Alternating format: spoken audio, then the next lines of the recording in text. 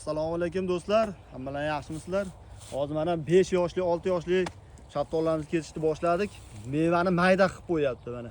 Holatini ko'ringlar, juda ham shoxi ko'p. Buni endi nima qilish kerak? Bitta yo'li kuchliroq kesish kerak. Sifatli meva sotish uchun kuchliroq kesish kerak, ayamasdan kesish kerak. Bismillahirrohmanirrohim, boshladik mana. Mana do'stlar, bunaqa shoxlarni ham olish kerak. Katta shoxlar, ayamaslik kerak daraxtni. Sifatli meva olaman degan odam ayamaslik kerak. Qolgan shoxlarni ham kesib, chiroyli qilib buni tarbiyalaymiz bu daraxt.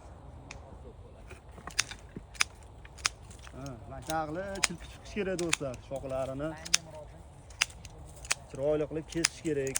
E'tiborda yaxshiroq qarash kerak daraxtga.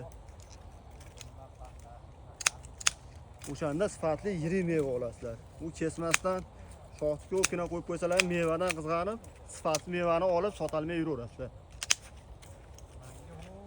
Shunaqa xizmatlar kerak bo'lsa do'stlar, bizga aloqaga chiqaverasizlar. Mana hozir katta daraxtimiz buni. Xudolar ham yoshartirdik, ham chiroyli mevaga qo'yib berdik. Ko'raverasizlar, bir baho beringlarchi. Shunaqa xizmatlar bor, bizga aloqaga chiqaverasizlar do'stlar.